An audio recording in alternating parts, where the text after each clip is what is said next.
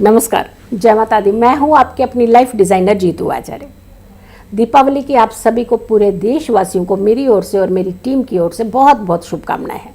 ये दीपावली का पर्व ना कई महीनों से पहले से ही शुरू हो जाता है, क्योंकि तैयारियां बड़े पहले से शुरू हो जाती हैं।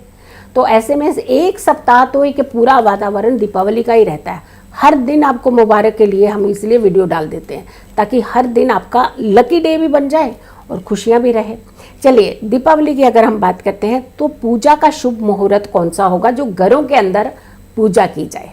भाई, ये बड़ा शुभ समय होता है और बहुत ही चमत्कारी समय होता है। इसमें आपको खास करके पता होना चाहिए कि घर के अंदर पूजा कब की जाए।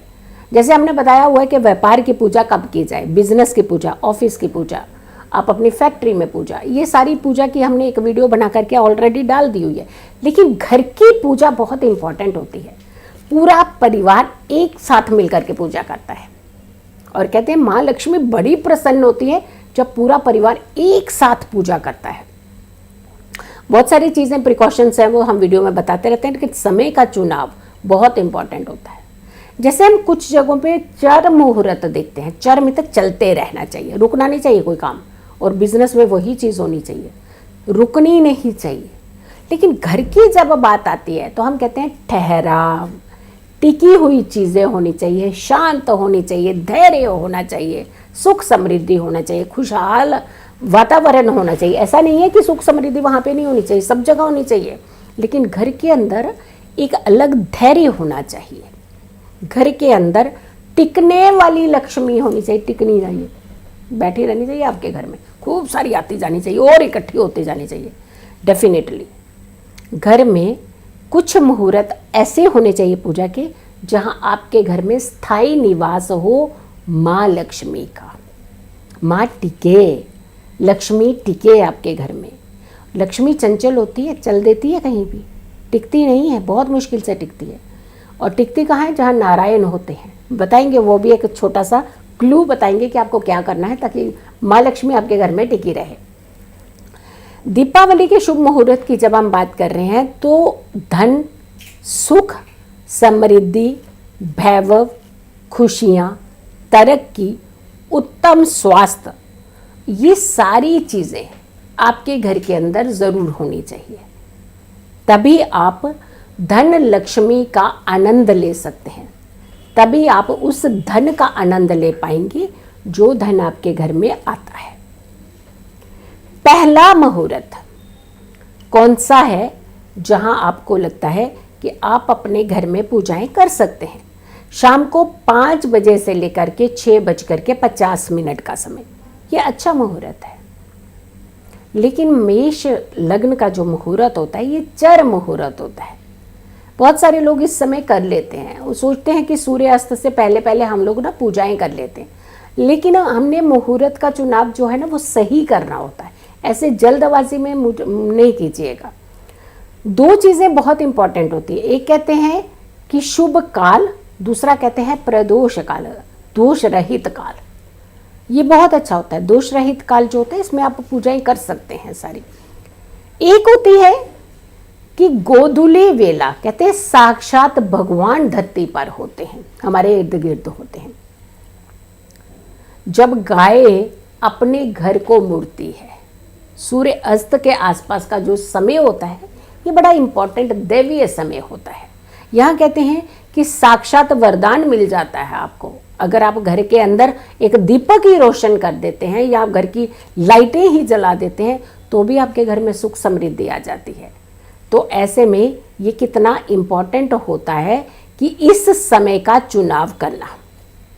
गोधूली वेला की बात अगर हम करते हैं तो शाम को आपने जो समय बीच में, गोधूली वेला तो बीच में ही आ जाएगी इसी समय के, लेकिन आपने जो समय का चुनाव करना है, जिस समय आपने ये पूजा का विधि विधान करना है, तो आप शाम को 6 बजे से लेकर के 7:20 तक, 6 बजे से 7:20 तक का ये समय जो है ये बहुत ही अच्छा समय है। इसका यूज़ आप कर सकते हैं। बहुत ही इम्पॉर्टेंट समय आपको मिलेगा ये कि जब आप अपने घर में पूजा विधि विधान कर सकते हैं। इसके अलावा रात्रि की पूजा कहते हैं कि हम लोगों को कुछ चीज़ें चाहिए होती हैं और सिंह लग्न की पूजा उनमें से सबसे अच्छी मानी जाती है। रात्रि, मध्य रात्रि की बात करते हैं। ये तो शाम की पूजा तो आपने गोधूली वेला में कर लीजिए, आपने 6 बजे से लेकर के आपने 7:20 के बीच में आप ये पूजा कर लीजिए, बहुत अच्छा आनंद भी आएगा और आपकी पूजा ये फली तो होगी, शुभ फल देने वाली होगी। एक तो सूर्य अस्त का टाइम होता है, दूसरा ये गोधूली वेला का टाइम होता है, यही साथ में टकरा जाता है आपके साथ प्रदोष काल भी। तो आपको जो फायदा देने वाला समय है वो ये समय बहुत उत्तम समय है। उस समय आप अपने घर में पूजा कीजिए ताकि आपके घर के अंदर माँ लक्ष्मी स्थायी निवास करे, टिके आपके घर में, चलती ना बने, आए और चल दी। कहते ना, अरे हमारी जेब में तो पैसा टिकता नहीं, आता है बस रास्ता पता नहीं कहाँ चला जाता है, तो वो वाली सिचुएशन नहीं होगी। माँ लक्ष्मी आपके घर में विराजित होंगी। एक क्लू बताऊंगी जो मैंने आपको बताया था भी कि हमें वो छोटा क्लू है, अगर वो करते हैं तो माँ लक्ष्मी ज़रूर आपके घर में टिकती है। सिंह लग्न जो कि मध्य रात्रि में होता है और मध्य रात्रि की पूजा कहते हैं बड़ी उत्तम होती है। सिंह लग्न की जो पूजा है बड़ी दैवीय होती है, बड़ी चमत्कारी होती है, लेकिन उस समय जागना थोड़ा सा मुश्किल होता है क्योंकि सुबह से लेकर के आप इतना एंजॉय कर चुके होते हैं, इतना फेस्टिवल को मना चुके होते हैं कि रात को नींद लग जाती है आपकी। आए भाई, रात को नींद लगनी नहीं देनी है इस बार आपने। कहते हैं कि वहाँ आती है माँ लक्ष्मी जहाँ रात्रि जागरण हो रहा होता है। दरवाज़ा आप टकटकी लगा करके देखती है वहाँ की किस दरवाजे से हमें जाना है। तो हमेशा याद रखिए कि सिंह जो लग्न की पूजा है अगर आप कर सकते हो तो ज़रूर कीजिएगा।